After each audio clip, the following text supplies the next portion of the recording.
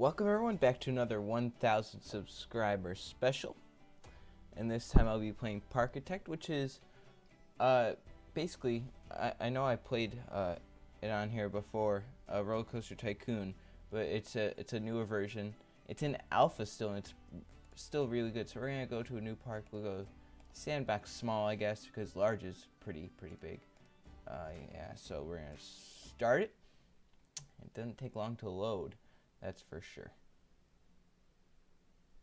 Alright, so we're already in, and as you can see, there is some differences from Roller Coaster Tycoon, the game. So you can move around with like WASD, I think, yeah, with the arrow keys too. Or you could just hold down the mouse wheel and drag, zoom out by doing the mouse wheel. What else? Q rotates the camera, so you have do. So yeah, let's go in here really quickly. Let's make a carousel first. Right there. And we'll do an entrance and exit. And you go down here. There you go.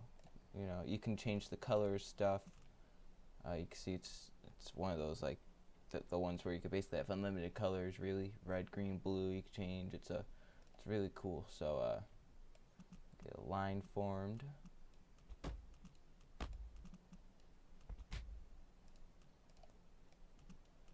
Alright, is this open? We are open. Let's just make everything free, because why not? And you can type in stuff, so then test and open, hear the music. You need to hire staff and stuff like that, so you need to have a staff room to do that. And the way I usually do it is I build a nice long, there's these like worker only paths that they can go on. I usually just build one of them right here at the entrance. See, the line with it means it's a worker path, and then I put the staff room right here at the end of it. So that's the place where the staff can go once you hire them. And to hire staff, you go over here, and you can select. So we'll do some janitors. Haulers, we need a lot of. We need mechanics, security, and we don't want entertainers. I don't really care for them. But yeah. So I'm just gonna be playing this for maybe 20 to 30 minutes. See how far we can get with this. See, we have all these like flat rides, so you have all of these things, and then you've got transport rides, so you got a railway, a monorail, and a suspended monorail, and then you got, the meat of this game, roller coasters, stuff like that, car rides, basically track rides, I guess you can kind of call it. We'll put in a Ferris wheel. And it's been a while since I've played this game. They probably changed some stuff that I don't know about, so we find that out along with you guys. So I'm going to talk about like real world stuff with this as well. One thing I want to address is the NASCAR rule changes for 2017 with the whole points format and stuff, because I know it's a very mixed bag with people. There are people that either are like, okay, this can work. There are people that are like, this sucks, I hate this. Or there are people that are like, I just want to see it first. I'm leaning towards liking it. I just don't know what to do yet. So I'm going to need some, urging on with that. So my opinion on it is it's alright. I don't think it's the best. I think the best, I want a chase. I think a chase is necessary with NASCAR. But if we were to have a chase, I would want one where it doesn't mess it up like this one does. I want the 2011 to 2013 chase that they used. The one where it was top 10, the one that I used for my Gatorade Cup Series. Top 10 points, 2 wild cards, except there was no like all-star winner getting in automatically. All it was top 10 in points, and they got 2 wild cards 11th to 20th with the wins. That was amazing. That provides for a lot of excitement through the season. It provided points racing and getting wins. Say you're Marcos Ambrose, you're gonna go out there and drive like hell at Watkins Glen to go win. So I really liked that aspect of it. I hate that in 2014 they announced the elimination style format. I hated that. I still hate it to this day.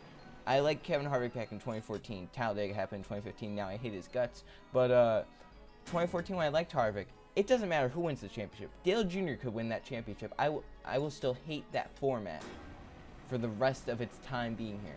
Now with this said, I think the changes for NASCAR are better. With the points, I know a lot of people think it's confusing.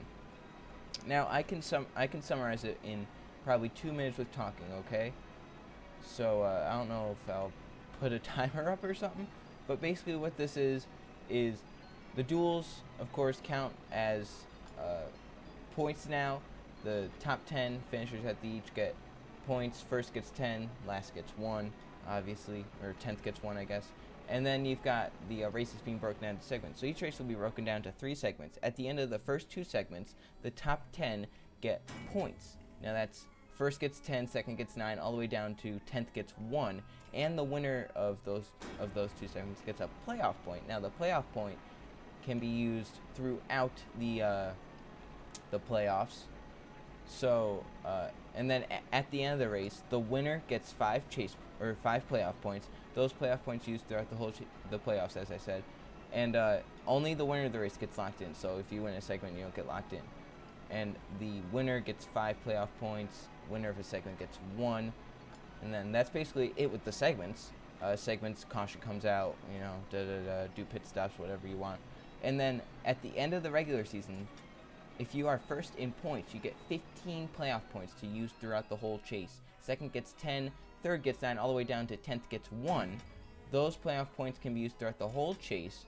So you could start, say you got 4 wins, and then you've won like 5 segments. So you have 25, and then you were first in points. So then you get 15 more. You have 40 already. You have like a full race lead on the guys behind you. And you get to use that throughout the whole chase up until Homestead. I don't think they can be used at Homestead. That's basically what this format is. I don't know if I'm missing anything. I probably am because it's 10:15 at night and I'm really tired.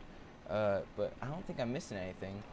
That's basically all that is. That's basically all it is.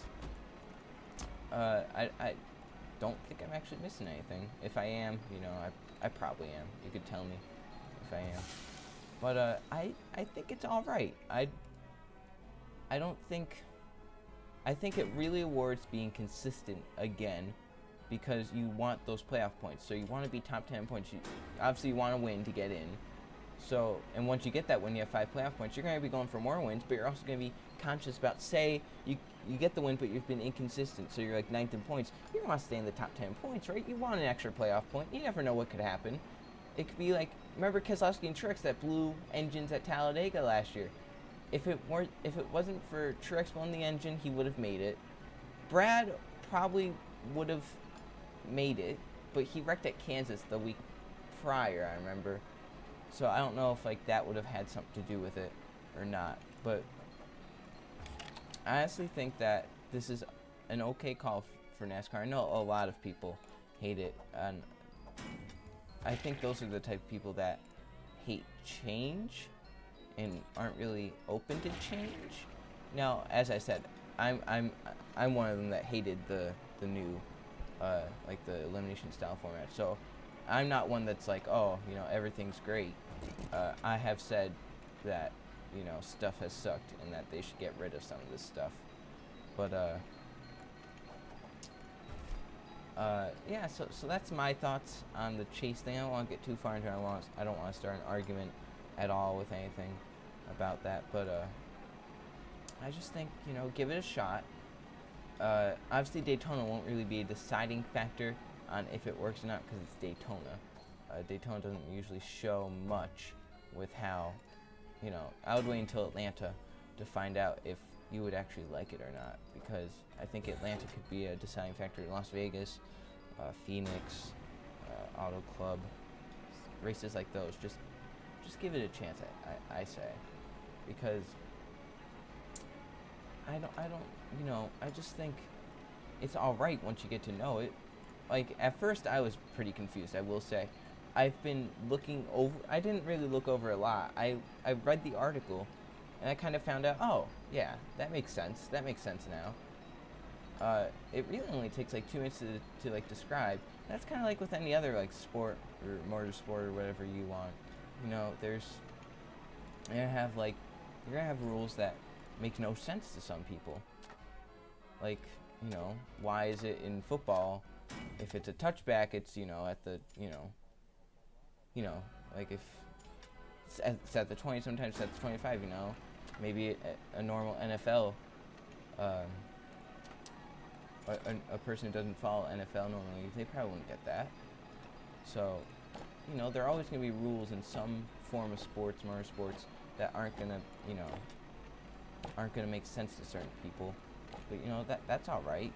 But I just think that if at least give it a chance. You can't just go right ahead and say this is stupid, because honestly, I said the chase format in 2014 was stupid, but I mean, I kind of enjoyed 2014. 2015 was a bunch of mess, and that's when I really hated it, and I've despised it. But 2014 was alright with the chase. Nothing really bad happened except for the Gordon Keselowski deal and the fact that Junior had, a blown tire at Kansas, a broken shifter at Charlotte, and then a wreck at Talladega, and he was out of the championship because of that. And then Gordon had one bad race at Texas, and it ruined his whole championship. So that kind of angered me too. I mean, I honestly think that the original, or I guess the 2011-2013 chase was the best, and that they should go to that, if anything, because I honestly feel like you need the chase to kind of keep people interested, because I bet you right now, the people who are saying they want to go back, or not everyone, obviously. I know there are a lot of people that saying if they want to go back, you know, they will be all right with, you know, someone winning the championship 3 races ahead, but there are some people, I think, that are saying we want it back like that. But I bet once some of them see it in action, they won't like it. Like, I don't know how many people liked Matt Kenseth winning the championship in 2003, having the points lead throughout the whole season, and Junior running right with Kenseth, but could never gain. Like, he would gain maybe one race, but then Kenseth would go right out back and gain more. So I don't know. I don't know how people would feel. I can't really speak for people, you know. Only you can speak for yourself, really, so. Yeah. So that's my take on the NASCAR format. I mean, if you're watching and you want to share your opinion on it, you can go right ahead in the comments below. You know, tell me how you feel about it. I know a lot of people aren't too fond of it, but it is what it is, and you have to deal with it because that's the format used. Some of the drivers came up with it. I don't know if they actually did or not. That could be, you know, debated, that if they were paid by NASCAR or not. But, you know, I don't know. Brad Keselowski would seem like the type of person to come up with it, considering he came up with the All-Star format.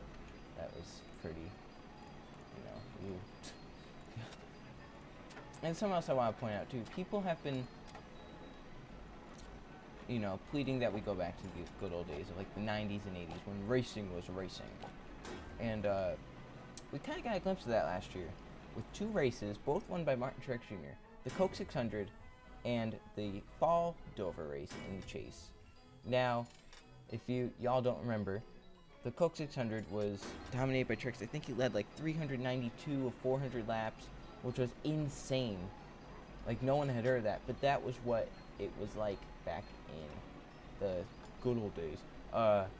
It was, you know, sometimes a driver would dominate, they would lap the field, and they would win by a landslide. I think Richard Petty won a race by like 3 laps for one time, okay? So, that's what that was like. That Coke 600 is rated in the bottom 5 for races last season. The lowest is Indy, which is not a surprise at all. Then Dover.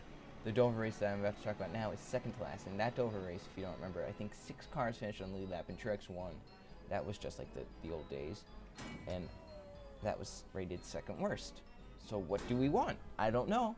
We're saying we want the old stuff. But when we get it, we hate it. So I just want to know what we want. You can't just say, I want the old stuff back, but then when we get the old stuff back, say, well, I hated that. That doesn't make sense. Because then you're like, I want more excitement. Why wasn't there a precaution with 10 to go? But, what? You didn't want that. You wanted what happened. And you hated it. So, obviously, you want what we have now. Or somewhere in between, but that's not the old days. Somewhere in between is probably 2011 and 2013. 2011 was the best season in the modern era of NASCAR, undoubtedly. With Stewart and Edwards tied, Stewart came back, won the final 5 races. That was unbelievable. That was insane. That was probably, and then we had all the first-time winners. That was probably one of the best seasons, if not the best seasons in NASCAR history. 2002 was a good season. I mean, I don't know what do you want? And then I hate how, now that NASCAR is kind of saying, wins mean everything. Now when someone has like 7, all right, example, William Byron, last season of the trucks, he had a bad race at Phoenix, and blew up and was knocked out of the chase. And he had like the most wins. I think he had 6 or 7, and everyone was like, well, that's not fair. He has the most wins. He should be in Homestead. The most wins doesn't mean you're the champion. That's something I hate the assumption of. The most wins doesn't give you the championship. You have to be consistent enough to win the championship. You don't go... Brian Newman won, I think, 8 races in 2003. Most of them were on field launch, but he won 8 races. But he had so many DNFs that he wasn't even top 5 in points, I don't think. He was like near the bottom of the top 10, if not outside the top 10. Matt Kenseth, I think, won like 4, 5, 6 in 2002. Johnson won like near 10 in 2004 and lost. So, I mean, the most winners doesn't always win the championship. And that's something that really irritates me when people say stuff like that, because it's not how it should be. It should be, the most consistent throughout the season. But that obviously doesn't happen anymore because of this chase format. I deal with the chase format. I have said my opinions on it over, over this seasons where we've had it. Now, if we went back to 2011 and 2011 to 2013 chase formats, I wouldn't be mad. I would be glad, actually. I would be all right with that, because that was actually really, really good format that they had going. I don't know. They changed it, I think, to Jimmy proof it, because whenever he wins championships, they always seem to mess with it. And it's funny because I actually kind of noticed this after Jimmy won his championship this season, was that when they switched to the original chase where it was just top 10 get in from 2004, it took them 3 years to win under that. Then they switched to the 1 point per system, and it took them 3 years to win under that. Then they switched to this format, it took them 3 years to win under that. So now I'm wondering if, now that they announced these changes, if it's going to take them 3 years to win. So watch out in 2019, Jimmy Johnson's going to be your 2019 NASCAR Monster Energy NASCAR Cup Series champion for 2019. That'd actually be funny if it came true. I mean, oh yeah, that's reset. I forgot. So yeah, wow, that's already been 18 minutes to talk about that, and I have done nothing because I have just been rambling on. What's something else I could talk about in real life? I could talk about the my NASCAR leagues, because I want to kind of finish and see. I haven't been able to build a good coaster in this game, so I want to see if I can do it. But in real life, as you know, the Gatorade Cup Series, Target Series, Pentel Truck Series, and Mountain Dew Arca Series are being run. I don't know when this is going to be uploaded. I want to take a stab at getting it on. Today is February 11th.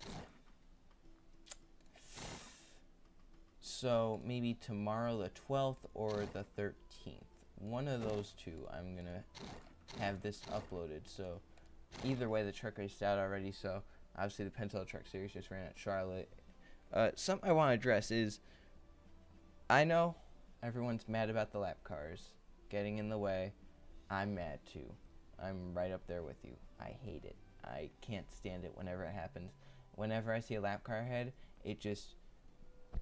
I'm so happy about how the finish could be, that Pentel Truck Series race, there was going to be about 10 to 15 trucks battling for the win, and instead it brought it down to 3 or 4, and it really crushed my spirits. I was so happy, and then once they caught that lap truck in the corner, my spirits just went down. I don't know, you could probably hear it in the commentary, but I wasn't happy. And I don't like when that happens. That's like in real life. And now something else we can talk about in real life after this. Once, let me just switch cameras and see. Let's go that way. But yeah, so I hate it just as much as you guys do. And I understand the frustration, because I'm frustrated too with it. But I don't know if someone's made a mod to like try and fix that where they get out of the way, or if they're damaged they don't race, because like they are obviously very damaged. So I don't know why they're out there, first of all, because half of them couldn't even get it out of third gear. Like, what the hell's that? So yeah, leading into this now, NASCAR announced a new crash policy where basically, if you're in a crash, so say, you know, I don't know, say Kurt Busch blows a tire and hits the wall at Kansas, and they will have 5 minutes to repair the car on pit road. If you can't repair it within 5 minutes on pit road, you're done. Your day's over. Can't go to the garage and try and repair it. And the reasoning for that is because what they have had in the past is they would try and repair it really fast, and once that would happen, they would start dropping debris and getting everyone's way, and they wouldn't be competitive, and it was really annoying. And they would cause wrecks sometimes, blowing tires and stuff. Like Edwards, last season at Talladega, he was involved in a wreck, so they put a new nose on the car, and the nose was rubbing off the tire, but they didn't know. He was running along the back with Junior, and he blew a tire and went up into Junior, and they both hit the wall, and that could have ultimately caused Junior to start with his concussion things, because that was the first really big hit he took last season, and there were a lot of big hits, but that's trying to keep that from happening. I actually like it. I actually like it, because if you think about it, right, people are like, well, this is gonna stop. Like, What If Racing, in his like rambling thing, said, you know, this is gonna stop like comebacks happening, like Junior at Talladega in 2003, or you know, Kurt Busch at Daytona in 2009 or something like that. Now, that's not true, because there's no way they would have spent 5 minutes on pit road, or over 5 minutes on pit road, and still have been in contention for the race win. There's no way you spend 5 minutes on pit road and you're still in contention for the race win. They probably, what they did was, they probably went into the pits, got some repaired, went out, came back in, went into the pits, went out. That's probably what they did. I don't know, I haven't really read into that rule, because I think it's a good rule, because honestly, if you go to the garage, your day's done. Like, there's no way you're out there competing for the win if you go to the garage. Especially if, like, a short track, you spend, like, 30 seconds in pit road and you already lose, like, 5 laps. So, I think it's a good rule change, trying to keep, you know, that from happening. Because it's been annoying over the season, seeing lap cars get in the way. And you know what wouldn't have happened with this? Matt Kenseth and Joey Logano would not have happened. Kenseth would not have wrecked Logano. And Logano probably would have won Martinsville, and we might have had a different story in 2015. It might not have been Kyle Busch standing on stage with that trophy. It might have been Joey Logano. You don't know. So, you know, that's one thing that comes out of it, that Kenseth would not have wrecked Logano at Martinsville because Kenseth went to the garage. I think it's just good because in some ways they kind of manipulated the race by doing that. Dropping debris, blowing tires and hitting the wall, causing cautions like with 5 laps to go. It ruins the racing, like of who's like. I just think it's a good call by NASCAR to do that, because I've been pretty mad at lap cars in the past. I will not lie. There are some lap cars that can just get out and leave.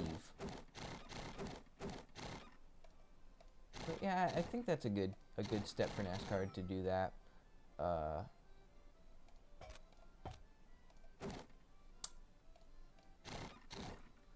Alright, so we finished the roller coaster, and it's only taken 25 minutes to build like four things. And this will probably go all wrong for me, because I've not been able to make a good roller coaster in this game. I don't know what it is, but I haven't been able to. Alright, so we'll do 2 and 6. So we'll test it and see how it goes. But yeah, so those are my opinions on the NASCAR changes. I mean, I know a lot of people hate the new points format, but I honestly think it'll work. I know a lot of people just hate the fact that it's like the cautions with the segments. I know a lot of people hate that, and they're saying, like, you know, it's gonna get unauthentic racing, but they did that already with the debris cautions with air quotes. So I don't know.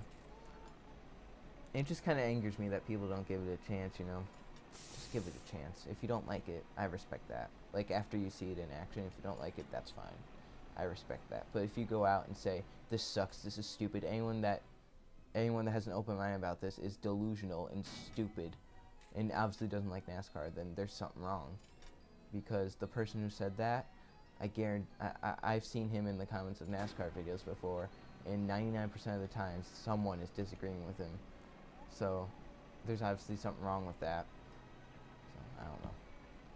It's just kind of stupid that people have said that, and they're the ones not giving it a chance, and saying that people giving it a chance are stupid. Alright, let's see if this works. Please work. Please work. I've not had something work. Oh, it works. You guys just witnessed the first building of a roller coaster that works. Can you believe it? That's incredible. Thanks, Kyle Petty. Oh, the NASCAR commentary panel. Coming off of turn 4.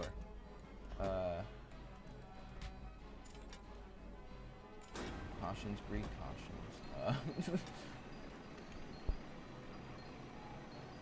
Also, something I don't know what it was, but this season it just seemed like NBC went down in their value of production.